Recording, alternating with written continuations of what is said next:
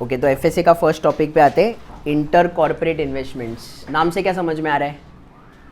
Inter corporate मतलब एक company दूसरे कंपनी में इन्वेस्ट करता है। अभी हम लोग को लेवल 1 में ये था इन्वेस्टमेंट्स इन फिनेंशियल एसेट्स। तो आइडियली ना 3 पार्ट्स में सेग्रीगेट किया है उन लोगों ने, सिंपल। ऑब्वियसली एक और 4th पार्ट है जॉइंट वेंचर, बट उसको हटाएंगे तो 3 मेजर पार्ट्स है। सबसे फर्स्ट है 0 to 20%। 0 to 20% मतलब हम लोग का कुछ ओनर, हम लोग का कुछ ऐसे शेयर रहेगा क्या कंपनी में, जो आप लोग करते हो ना इन्वेस्ट, वो 0 to 20 में आता है। समझ में आया? तो that is called as investments in financial assets. अभी जब 0 to 20 होता है, रियल लाइफ में अगर कोई 5% ओनर रहेगा तो आपको लगता है क्या कि उसका नहीं चलेगा? थोड़ा तो चलेगा ही चलेगा। तो ये है ना बस एक बॉल पार्क नंबर है। समझ में आया? ऐसा जरूरी नहीं है कि 0 to 20 है तो इन्वेस्टमेंट्स इन फाइनेंशियल एसेट्स आएगा। ये लेवल 1 में था, अभी लेवल 2 में थोड़ा और डिटेल में करना है। फिर सेकंड क्या होता है? 20 से 50। ये क्या हो गया हमारा? Investments in associates. लास्ट क्या हो जाता है अपना? 50% से ज़्यादा वो हो जाता है हमारा सब्सिडियरी। अभी हम लोग ये लेवल 1 में था। लेवल 2 में अपने को समझ में आता है कि भाई हम लोग ज़रूरी नहीं है कि ये परसेंटेजेस होगा तो ये होगा। अभी ऐसा हो सकता है कि एक कंपनी का ओनर, सपोज मेरे पास 15% है एक कंपनी का, तो आइडियली वो इसमें आएगा ना। लेकिन बाकी सारे शेयर होल्डर्स 5% 6% वाले, मैं 15% है, तो भाई मैं बोर्ड सीट भी ले सकता हूँ, तो मैं आराम से कंपनी को इन्फ्लुएंस कर सकता हूँ। तो इवन दो मेरे पास 15% है, मैं कहाँ पे लाई करूँगा? यहाँ पे। तो परसेंटेज स्टेक इंपॉर्टेंट नहीं है, इंपॉर्टेंट क्या है कि आप इन्फ्लुएंस कर सकते हो क्या, आप कंपनी को कंट्रोल कर सकते हो क्या, या कुछ भी नहीं कर सकते। अगर कुछ भी नहीं कर सकते तो अपन इधर लाई करते, लेकिन अगर अपन इन्फ्लुएंस कर सकते तो किस में आएगा? Investments in associate. और अगर मैं पूरा कंपनी को कंट्रोल कर सकता हूँ, वो किस में आ जाएगा?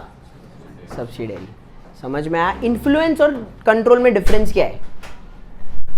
इन्फ्लुएंस और कंट्रोल में डिफरेंस क्या है?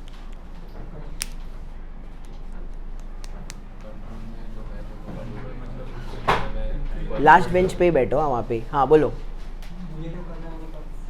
कंट्रोल मतलब कोई मुझे बोल नहीं सकता, जैसा मेरे को करना है मैं चलाऊंगा। इन्फ्लुएंस मतलब क्या? अगर सपोज मैं 15% ओन करता हूँ, लेकिन प्रमोटर के पास 40% है, तो मेरा डायरेक्ट पूरा नहीं चलने वाला है। बट क्योंकि मेरा बोर्ड सीट है, मैं एटलीस्ट इन्फ्लुएंस कर सकता हूँ। मैं उसको बोल सकता हूँ एक सिंपल सा बेसिक कि भाई ये वेंडर के जगह पे ये वेंडर एक बार देख लो, ये अपने को ज़्यादा बेटर भाव देगा। इन्फ्लुएंस तो कर सकता हूँ ना। मैं उसको बोल सकता हूँ, फॉर एग्जाम्पल एक वायबिलिटी, एक प्रोजेक्ट ले रहे वो लोग, ठीक है, 2-3 प्रोजेक्ट्स में से एक प्रोजेक्ट डिसाइड कर रहे हैं, लेवल 1 कॉर्पोरेट फिनेंस, याद है ना? ऐसे किया है अपन ने, NPV IRR। तो 3 प्रोजेक्ट्स है।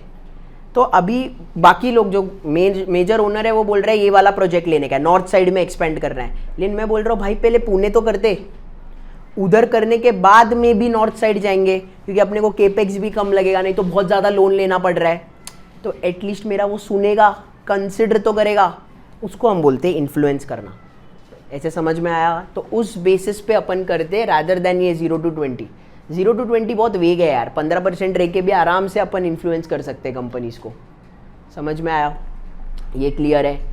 उसके बाद हमने लेवल 1 में और डिटेल में देखा था कि भाई इसका भी 3 पार्ट्स है ना? कौन सा है वो 3 पार्ट्स? हेल्ड फॉर ट्रेडिंग, फिर अवेलेबल फॉर सेल सिक्योरिटी, और हेल्ड टिल मैच्योरिटी। अब ये करने के पहले एक बार टेक्स्ट बुक में ना एक लाइन दिया हुआ है, पेज नंबर 2 पे आओ।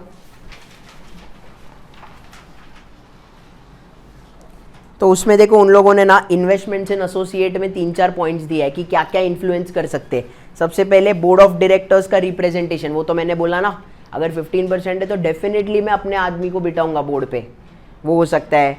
फिर बाद में material inter company transactions. Inter company transactions ना एनुअल रिपोर्ट में आता है रिलेटेड पार्टी ट्रांजैक्शन करके लाइन आइटम, तो वो लिखो। अब ये रिलेटेड पार्टी ट्रांजैक्शन का एग्जाम्पल क्या हो सकता है? ये हम लोगों ने बहुत बार पहले भी डिस्कस किया हुआ है। रिलेटेड पार्टी ट्रांजैक्शंस क्या है? एक एग्जाम्पल क्या हो सकता है? अभी जो 30% अगर कौन 50% 15% ओनर है, ठीक है, अभी जो कंपनी में मैं इन्वेस्ट किया है वो कंपनी को वेयर हाउस चाहिए और मेरे पास है वेयर हाउस, तो मैंने बोला अरे बाहर क्यों देख रहे, अपने से ले लेना। अभी लेकिन एक आउटसाइड इन्वेस्टर है सपोज, ठीक है, एक आउटसाइड, अभी ऋतिक एक आउटसाइड इन्वेस्टर है, मैं कौन है, इन्वेस्टमेंट्स इन एसोसिएट करके बैठा हूँ, समझा? मतलब मैंने किसी और के कंपनी में 15% होल्डिंग किया है, मैं बोर्ड पे भी अपना रिप्रेजेंटेटिव बिठा दिया है। अभी क्या हो रहा है, उनको एक वेयर हाउस चाहिए, अभी वो लोग वेयर हाउस बाहर से देख रहे कंपनी, मैं बोल रहा हूँ अरे भाई मेरा ही ले लो ना। अभी मैं अगर 15% कोई कंपनी में कर रहा हूँ तो मेरा भी तो बिजनेस रहेगा कुछ, तो मैं बोलूँगा मेरा ही वेयर हाउस यूज़ कर लो। अभी ऋतिक एक आउटसाइड इन्वेस्टर है, अभी ऐसा हो सकता है ना कि मैं और वो प्रमोटर मिलके पैसा खा रहे कंपनी का। आइडियली रेंटल होना चाहिए था महीने का 10 लाख, मेरे साथ डील करके अपन 20 लाख में क्लोज किया कि भाई 12-13 लाख मैं रखूँगा, 7 लाख प्रमोटर निकालेगा।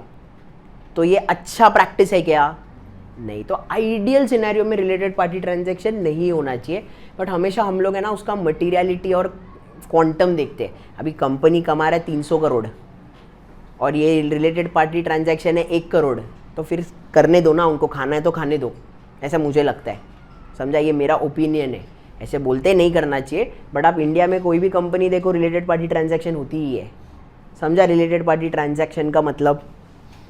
उसके बाद बिजनेस कॉम्बिनेशन में ना एक लाइन दिया है, अच्छा, इन्वेस्टमेंट्स इन एसोसिएट को इक्विटी मेथड इन्वेस्टिंग भी बोलते हैं अपन, वो क्यों क्या कैसे हम लोग है ना सम्स के थ्रू करेंगे सब कुछ, ठीक है? अभी बिजनेस कॉम्बिनेशन में एक लाइन दिया हुआ है, जस्ट बिकॉज आपके पास 50% से ज़्यादा है तो बेसिकली आप कंट्रोल कर रहे हो ना कंपनी, डजंट मीन एक्चुअली हमेशा कंट्रोल होगा। अगर आपका बैंक्रप्सी का सिचुएशन हो गया है, रिलायंस कम्युनिकेशन, अनिल अंबानी, बैंक्रप्सी हुआ ना, प्रॉब्लम हुआ ना, तो उसके पास कंट्रोल रहेगा क्या फिर? नहीं। तो अगर कोई ऐसा नेगेटिव सिचुएशन आएगा तो आपके पास कंट्रोलिंग ओनरशिप होके भी आप कंट्रोल नहीं कर सकते हो। DHFL, दीवान हाउसिंग, समझा आपको? तो वो एग्जाम्पल लिखो। जॉइंट वेंचर का अपन नेक्स्ट सेशन पे देखेंगे, वो हम लोग डिटेल में करेंगे आगे।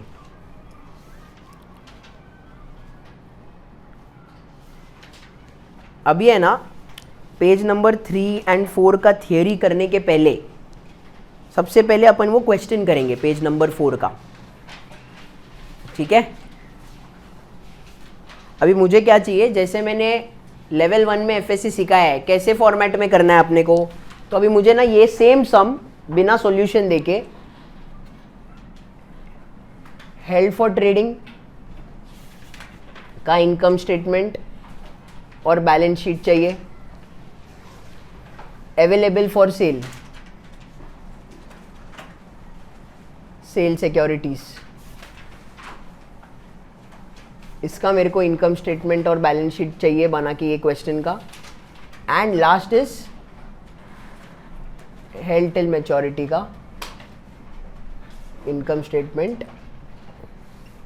और बैलेंस शीट चाहिए, ठीक है? एक 7-8 मिनट्स ले लो एंड ये फॉर्मेट में ना ये पूरा आंसर चाहिए, ठीक है? ओके, बॉन्ड कितने पे ट्रेड कर रहा है? 96,209, फेस वैल्यू कितना है? 1 लाख, यानी कि डिस्काउंट बॉन्ड है, बराबर है ना? YTM कितना है? 10% और कूपन कितना है? 9%। अभी है ना हेल्ड टिल मैच्योरिटी में क्या करते हैं अपन, हेल्ड टिल मैच्योरिटी का लॉजिक क्या था कि आगे जाके अगर कुछ भी चेंज होता है मार्केट में भी, those are suppose to be ignored. क्यों भाई? क्योंकि मैं तो मैच्योरिटी तक होल्ड कर रहा हूँ ना, मुझे क्या फ़र्क पड़ता है कि भाई मार्केट में क्या भाव चल रहा है, लास्ट में मेरे को कितना मिलने वाला है कंपनी से? 1 लाख। तो कभी भी मार्केट वैल्यू चेंजेस को अपन इग्नोर करते किसमें? हेल्ड टिल मैच्योरिटी पे। अभी डिस्काउंट बॉन्ड है ना, तो वो टूवर्ड्स क्या होएगा? पार के टूवर्ड्स जाएगा, तो वो ऐड होते जाएगा। अभी कितने पे ट्रेड कर रहा है वो स्टार्टिंग पे? 96,209। तो हम लोग यहाँ पे अज्यूम करते हैं बॉन्ड कितने पे ट्रेड कर रहा है? 96,209। तो उसका करस्पॉन्डिंग इक्विटी भी रहेगा, टैली करने के लिए बस बता रहा हूँ मैं। अभी कभी भी इंटरेस्ट इनकम जो होता है वो किस पे होता है कैलकुलेट? इस पे होता है ना। कितना है इंटरेस्ट अपना? 10%, तो यहाँ पे कितना आएगा, इंटरेस्ट इनकम करके आएगा, बराबर। कितना आएगा इंटरेस्ट इनकम, इस पे अपना 10%, कितना है वो 9621, उन लोग ने राउंड ऑफ किया है 9621। लेकिन मेरे को भाई कूपन में कितना आने वाला है, फेस वैल्यू के ऊपर, फेस वैल्यू पे 9%, तो कितना आएगा कैश में 9000। मैं यहाँ पे रिकॉर्ड कितना कर रहा हूँ, इंटरेस्ट इनकम 9621, कैश में आ कितना रहा है, ये दोनों का डिफरेंस क्या होता है, अपना अमोर्टाइजेशन डिस्काउंट, जो अपने को क्या करना पड़ेगा, ऐड करना पड़ेगा। अब इसमें ज़्यादा देखो, ये मैंने लेवल 1 में कैसे सिखाया था आप लोगों को कि ये दोनों का जो डिफरेंस है, ऐड करना है, सब्ट्रैक्ट करना है, उसका क्या लॉजिक है, सिंपल सा लॉजिक है। डिस्काउंट बॉन्ड है ना भाई, तो वो पार के टूवर्ड्स जाएगा, तो क्या करना पड़ेगा, ऐड करना पड़ेगा। तो दोनों का डिफरेंस कितना है, समझा। इसको क्या बोलेंगे टर्म, अमोर्टाइजेशन डिस्काउंट। तो कितना हुआ, और ये जो इनकम है वो यहाँ पे आ जाएगा एज रिटेन्ड अर्निंग्स 9621, और ये कितना हो जाएगा, दोनों को ऐड करेंगे तो 96 दिया है इधर 96830। ये समझ में आया, किसी को कुछ डाउट है। अभी नेक्स्ट पे चलते हैं। अभी उन लोग ने क्या दिया, अच्छा इसका नाम है ना हेल्ड टिल मैच्योरिटी का दूसरा नाम क्या है, अमोर्टाइज्ड कॉस्ट। क्यों इसको अमोर्टाइज्ड कॉस्ट बोलते हैं, क्योंकि हम इसको अमोर्टाइज करते हैं। अगर डिस्काउंट बॉन्ड है तो डिस्काउंट अमोर्टाइजेशन ऐड करते हैं, अगर प्रीमियम बॉन्ड है तो अमोर्टाइजेशन प्रीमियम लेस करते हैं, बराबर है ना। तो वही बस लॉजिक है उनका, अमोर्टाइजेशन का मतलब है held till maturity. Similarly held for trading और अवेलेबल फॉर सेल को क्या करना है, हेल्ड फॉर ट्रेडिंग मतलब क्या करते हैं, चलो ये दोनों में डिफरेंस क्या था, हेल्ड फॉर ट्रेडिंग और इसमें अवेलेबल फॉर सेल पे। इसमें हम लोग 1 साल के अंदर बेचने का, इसमें नहीं पता, समझा। अगर एक डेट सिक्योरिटी है 10 ईयर्स का, मुझे इतना पता है मैच्योरिटी तक होल्ड नहीं करना है, बट मुझे ये भी पता है कि भाई 1 साल में नहीं बेचना, बट बीच में कितना भी साल में कभी भी कुछ भी हो सकता है, तो उसको हम क्या बोलेंगे, अवेलेबल फॉर सेल। तो दोनों का डिफरेंस क्या होता है, जो भी अनरियलाइज्ड पार्ट है, देखो रियलाइज्ड गेन्स, रियलाइज्ड लॉस इधर इधर इधर तीनों भी इनकम स्टेटमेंट में आएगा, लेकिन अनरियलाइज्ड गेन्स यहाँ पे कहाँ से राउट करेंगे अपन, इनकम स्टेटमेंट पे। यहाँ पे कहाँ से करेंगे हम लोग, OCI से। क्यों यहाँ पे OCI से करते हैं हम लोग, क्योंकि अपने को पता नहीं है ना कब होएगा वो रियलाइज, 1 साल में हो सकता है, 2, 3, 4 साल, 5, 6 कितना भी हो सकता है, बट यहाँ पे हम लोगों को पता है भाई 1 साल में होने वाला है रियलाइज। तो अगर वो बॉन्ड में ज़्यादा वॉलेटिलिटी है नहीं, तो जितना अनरियलाइज गेन से लगभग उतना ही रियलाइज हो जाएगा। इसके लिए वो लोग बोलते हैं अरे ये नाटक छोड़ो, सीधा इनकम स्टेटमेंट से राउट करा दो। तो इसका दूसरा नाम क्या है, fair value through profit and loss. इसको क्या बोलते हैं, fair value to PNL, FVPL। इसको क्या बोलेंगे हम लोग OCI से, तो FVOCI। सिंपल है। अभी सेकंड जो उन लोग ने बोला है वो क्या है, फेयर वैल्यू थ्रू प्रॉफिट और लॉस। अभी वो लोग क्या बोल रहे हैं कि बॉन्ड का वैल्यू कितना हो रहा है, यहाँ पे कितना था, यही वाला कर रहे हैं ना अपन, कितना था बॉन्ड का वैल्यू 96,209, बराबर। तो उतने का इक्विटी भी रहेगा अपना 96,209। अभी उसके बाद अमोर्टाइज तो करना ही पड़ेगा ना, वो फेयर वैल्यू होने दो, किसी भी इसमें होने दो, अपने को अमोर्टाइज करना पड़ेगा।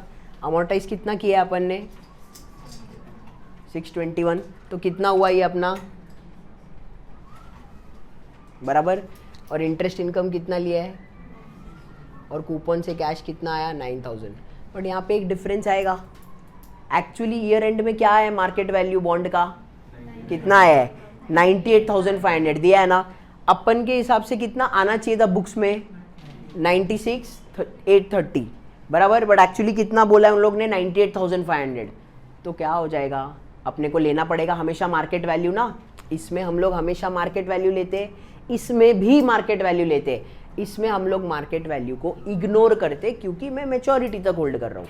तो यहाँ पे कितना आएगा 98,500। तो कितने का मार्कअप किया है अपन ने, अनरियलाइज्ड गेन्स कितने का है, कितना 1670। और इसका दूसरा एंट्री कहाँ पे आएगा, इनकम स्टेटमेंट। ये तो अपना इंटरेस्ट इनकम है ना, हेल्ड फॉर ट्रेडिंग कहाँ पे आएगा, अनरियलाइज्ड गेन्स कितने का, 1670। समझ में आया कैसे करते अपन अकाउंटिंग। इसमें क्या होएगा, इसमें और इसमें डिफरेंस, बाकी सब सेम ही होगा। कैश अपना 9000, फिर बॉन्ड का वैल्यू अपना सेम 96,209 है, इधर उतना इक्विटी है 96,209, फिर यहाँ पे अपन प्लस 621 करेंगे तो 96,830 होगा। वो कितना हो गया है, 98,500। तो ये भी सेम रहेगा 1670। बस फ़र्क क्या है, ये जो है वो OCIM के अंदर जाएगा, अनरियलाइज्ड गेन्स एज कितना 1670 ये नंबर का। समझा क्या, यही लेवल 1 में था, यहाँ पे थोड़ा और डिटेल में उन लोगों ने दिया है, बस ऐसे करके करना है। समझा। अभी उसके बाद भी एक क्वेश्चन दिया है उन लोगों ने, क्या दिया है question, now let's imagine that the bonds are called on the first day of the next year for 1,01,000, calculate the gain और लॉस। अभी यहाँ पे अगर बेच दिया है 1,01,000 पे, तो जो गेन या लॉस होएगा वो रियलाइज्ड होएगा कि अनरियलाइज्ड, ये दिया नहीं है टेक्स्ट बुक में आपके, इसमें लिखो ये पॉइंट।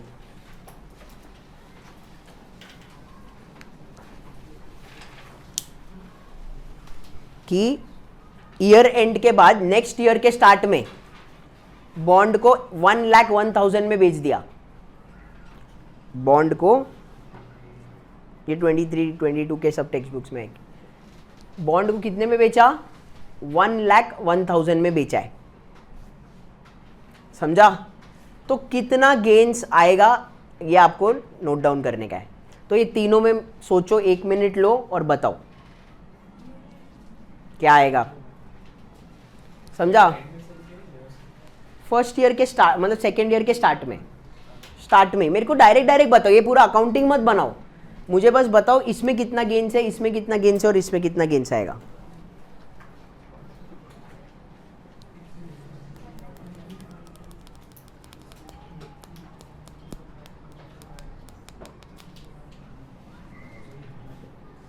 अभी है ना, बेचा है ना बॉन्ड बेचा, तो जो गेन्स आएगा वो रियलाइज्ड है कि अनरियलाइज्ड, रियलाइज्ड। तो तीनों के भी इनकम स्टेटमेंट में रिफ्लेक्ट करेगा, बट तीनों में आंसर सेम आएगा क्या, नहीं। पहले इसमें हेल्ड फॉर ट्रेडिंग में कितना आएगा, रियलाइज्ड कितना आएगा, मतलब कितना प्रॉफिट लेंगे, रियलाइज छोड़ो। यहाँ पे इनकम स्टेट, अभी ये तो लास्ट ईयर का था, ये साल के इनकम स्टेटमेंट में नया इनकम स्टेटमेंट बनेगा, कितने का रिकॉर्ड करेंगे अपन गेन्स, वो मुझे बताओ। नेट गेन कितने का आएगा, अभी कितने पे रिकॉर्ड किया है अपन ने, 98,500 ना, यानी कि ये 1670 अनरियलाइज्ड गेन्स ऑलरेडी रिकॉर्डेड है। ऊपर से अपने को कितना करना पड़ेगा, 1,01,000 माइनस 98,500 कितना होता है, कितना 2,000। तो नेट गेन कितने का आएगा नेक्स्ट ईयर, 2,500 का ही आएगा, क्योंकि अरे उसके पहले साल ले लिया था ना अपन ने 1670, तो ये साल कितना लेंगे, 2,500। यहाँ पे कितना आएगा, अवेलेबल फॉर सेल पे कितना आएगा गेन्स, यहाँ पे इनकम स्टेटमेंट में लिया था क्या लास्ट टाइम, देखो यहाँ पे 98,500 लिया अपन ने, बट उसका जो सेकेंड एंट्री अपन ने कहाँ से लिया है, OCI पे डाला है ना 1670। अभी नेक्स्ट ईयर क्या होएगा, ये OCI से कटेगा, 1670 OCI से कटेगा और कहाँ पे आएगा, इनकम स्टेटमेंट में। OCI से कट के अभी इनकम स्टेटमेंट में आएगा कितना, 1670 प्लस ये 2,500, तो कितना आया, 4170। समझ में आया ये कैसे किया। लास्ट ईयर अपने OCI पे था ना ये, तो अभी OCI से कट के देखो, कभी भी आपको ये चीज़ समझना है, रियलाइज्ड प्रॉफिट्स है ना, किसी का भी इनकम स्टेटमेंट से होकर जाना ही जाना है।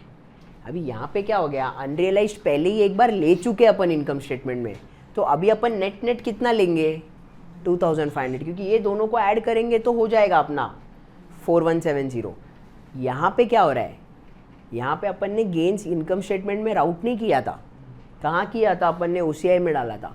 तो अभी जो लास्ट ईयर का जो OCI पे डाला है और ये साल का मिला के रियलाइज्ड गेन्स करके आएगा कितना, 4170।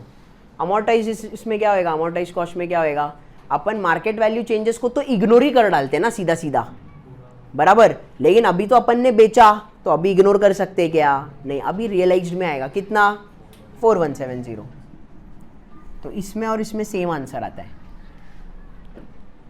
ये समझ में आया सबको? किसी को भी डाउट है? पक्का? अभी आपको वापस थियरी पे आना है। पीछे इस पे आ जाओ, पेज नंबर 3 पे। सबसे पहले अमोर्टाइज्ड कॉस्ट। ये क्या था अपना amortised cost? Held till maturity ना। ये है ना, हेल्ड टिल मैच्योरिटी सिक्योरिटीज कभी भी इक्विटी हो सकता है क्या? नहीं ना, इक्विटी का मैच्योरिटी होता है? नहीं, सिर्फ डेट सिक्योरिटीज का होता है। तो बाय डिफॉल्ट अमोर्टाइज्ड जो कॉस्ट होता है वो किसके लिए होता है? सिर्फ डेट सिक्योरिटीज। वो लिखा है ना उन्होंने, ओनली फॉर डेट सिक्योरिटीज। समझा ना क्यों? क्योंकि भाई मैच्योरिटी तो सिर्फ डेट सिक्योरिटीज के लिए होता है, इक्विटी के लिए नहीं होता है। अभी क्राइटेरिया क्या है अमोर्टाइज करना है तो वो एकदम सिंपल क्राइटेरिया दिया है उन लोग ने। सबसे पहले क्या दिया है कि भाई जो डेट सिक्योरिटीज में होल्ड कर रहा हूँ वो मैं कैश फ्लो के लिए होल्ड करना चाहिए। अभी हेल्ड टिल मैच्योरिटी मतलब मैं कैश फ्लो के लिए ही करूँगा ना, ये कोई ज़्यादा लॉजिक भी नहीं था इसमें। एंड वो कैश फ्लोज कौन से होने चाहिए? इंटरेस्ट और प्रिंसिपल। तो वही है अपना फर्स्ट और सेकेंड पॉइंट। समझा? अभी आप नेक्स्ट पेज पे आओ। ये अपन ने एग्जाम्पल के थ्रू मैंने बता दिया, ये दोनों भी लाइंस जो भी है ना, दोनों भी पैराग्राफ वो मैंने बता दिया है। अभी फेयर वैल्यू थ्रू पीएनएल, ये क्या है? फेयर वैल्यू थ्रू पीएनएल मतलब हेल्ड फॉर ट्रेडिंग। तो वहाँ पे लिख दो टेक्स्ट बुक में, फेयर वैल्यू थ्रू पीएनएल मतलब हेल्ड फॉर ट्रेडिंग। अभी held for trading securities debt securities भी हो सकता है, इक्विटी सिक्योरिटीज भी हो सकता है, डेरिवेटिव भी हो सकता है, तीनों भी हो सकता है। समझा? अभी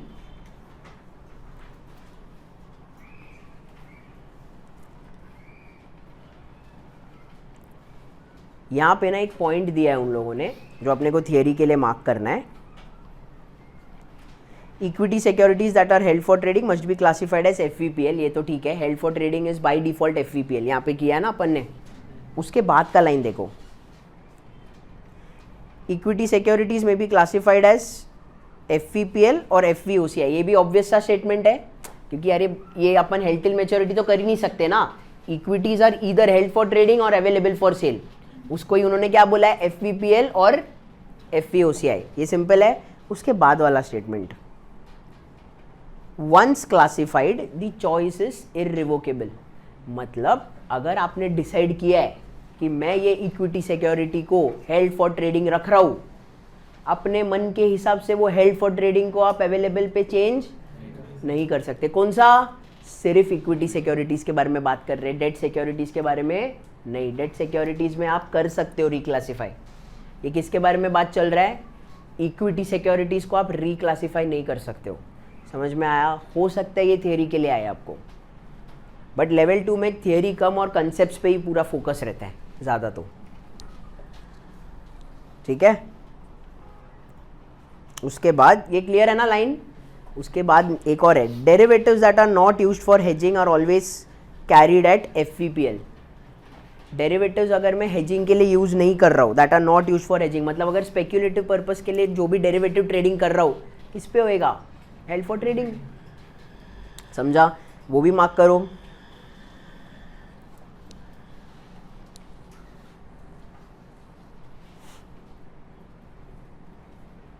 उसके बाद अगर कोई एम्बेडेड ऑप्शंस है, एम्बेडेड ऑप्शन समझता है ना, लेवल 1 में किया है ना, callable bond, puttable bond, convertible bond, ये सब में इनहेरेंट ऑप्शंस है ना, उसको हम लोग कैसे करेंगे क्लासिफाई? एफवीपीएल के हिसाब से, हेल्ड फॉर ट्रेडिंग के हिसाब से।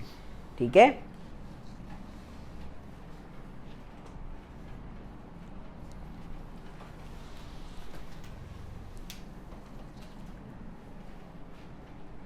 कन्वर्टेबल बॉन्ड मतलब क्या है? कौन सा ऑप्शन है? कन्वर्टेबल बॉन्ड कन्वर्ट होगा इक्विटी में, बट कन्वर्टेबल बॉन्ड में ऑप्शन क्या होता है? बॉन्ड और एक कॉल ऑप्शन ना, लॉन्ग कॉल। कॉल किस चीज का मैं कन्वर्ट कर सकता हूं टू इक्विटी, बराबर।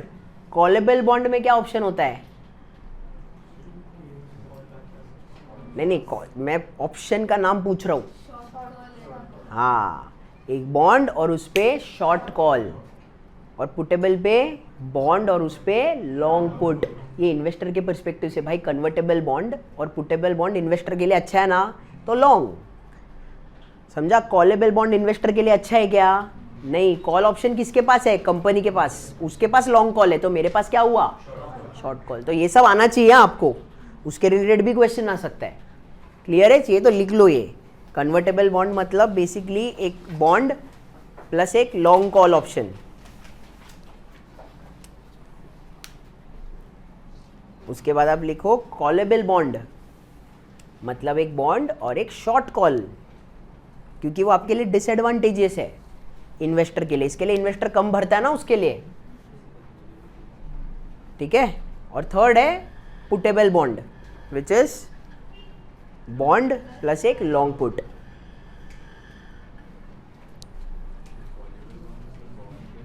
Short call.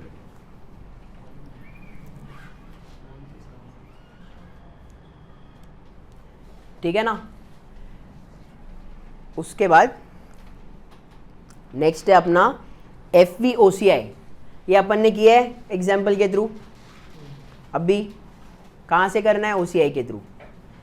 उसके बाद पेज नंबर 5 में लास्ट एक पैराग्राफ दिया है, रीक्लासिफिकेशन अंडर IFRS। ठीक है, चलो रीड करते एक एक। देखो, वो तो सबसे पहले तो मैंने आपको बोला था इक्विटी सिक्योरिटीज है, तो एक बार आपने क्लासिफाई किया, रिक्लासिफाई नहीं कर सकते। इररिवोकेबल ऑप्शन है, नहीं वापस आप चेंज कर सकते। तो वो पहला लाइन दिया हुआ है, क्लियर कट वापस दिया है उन्होंने, ठीक है। लेकिन डेट सिक्योरिटीज में अपन कर सकते, डेट सिक्योरिटीज को रिक्लासिफाई कर सकते। कैसे? उन्होंने एक एग्जाम्पल दिया है। अभी एग्जाम्पल है ना, मैं आपको डायरेक्ट बताता हूँ, वो लोग ने जो थियरी में दिया है ना। सपोज करते आपने एक बॉन्ड होल्ड किया है स्टार्टिंग में आपने सोचा यार ये बॉन्ड कंपनी एकदम बाप है, मेरे को मस्त इंटरेस्ट रेट्स मिल रहा है, मैं मैच्योरिटी तक होल्ड करूँगा। तो आपने किस पे रिकॉर्ड किया? हेल्ड टिल मैच्योरिटी, मतलब अमोर्टाइज कॉस्ट पे। मार्केट वैल्यू चेंजेस को आपने क्या किया? इग्नोर। फिर अचानक है ना कंपनी का फंडामेंटल्स थोड़ा चेंज हो रहा है, या आपको पैसा चाहिए कुछ और चीज़ के लिए, तो आपको भी बेचना पड़ेगा, 1-2 साल के अंदर बेचना है जो भी है। तो आप क्या बोलते हो? अरे यार मैंने तो इसको हेल्ड टिल मैच्योरिटी के जैसे किया था, अभी मेरे को क्या करना पड़ेगा? हेल्ड फॉर ट्रेडिंग के हिसाब से करना पड़ेगा। तो चेंज क्या करना पड़ेगा अपने को? अभी for example held till maturity वाला बॉन्ड है, मैंने क्या किया यहाँ पे? मार्केट वैल्यू चेंज को इग्नोर किया ना। ये पॉइंट ऑफ टाइम पे अगर मुझे लगा नहीं यार हेल्ड टिल मैच्योरिटी नहीं, अभी मेरे को इसको हेल्ड फॉर ट्रेडिंग पे करने का है, तो मेरे को क्या चेंज करना पड़ेगा? सिर्फ और सिर्फ मार्केट वैल्यू चेंजेस को इनकॉर्पोरेट करना पड़ेगा। अभी फॉर एग्जांपल 96,830 था ना, मार्केट वैल्यू कितना है? 98। तो क्या करूँगा? इसको 96 की जगह 98,500 करूँगा, और ये दोनों का जो डिफरेंस है अनरियलाइज्ड गेन्स को ऊपर डालूंगा, खत्म। सिंपल ना? समझा क्या? अगर आपको लिखना है तो यही है, इधर से इधर जाने का क्या डिफरेंस है। वाइसे वर्सा उल्टा भी हो सकता है। हेल्ड फॉर ट्रेडिंग था, मैं सोच रहा था ट्रेडिंग पर्पस के लिए करूँगा, बट उसमें यील्ड्स इतना सुपर्ब मिल रहा है, अभी मैं सोच रहा हूँ नहीं यार छोड़, और 3 ही साल बचा है मैच्योरिटी के लिए, यार 4 साल ही बचा है, मैं पूरा होल्ड कर देता हूँ, क्योंकि मेरे को और कुछ अभी उसमें चाहिए नहीं, वो पैसे को मुझे यूज़ नहीं करने का है। तो यहाँ पे क्या हो रहा है? ये जो हेल्ड फॉर ट्रेडिंग है वो अचानक हेल्ड टिल मैच्योरिटी हो गया। वो लोग क्या बोल रहे हैं कि ये जो तुम लोग ने किया है ना, ये ऐसे ही रखो तुम, ये तुम्हारा फेयर वैल्यू है, ये फेयर वैल्यू अभी तुम्हारा कैरिंग वैल्यू बन जाएगा।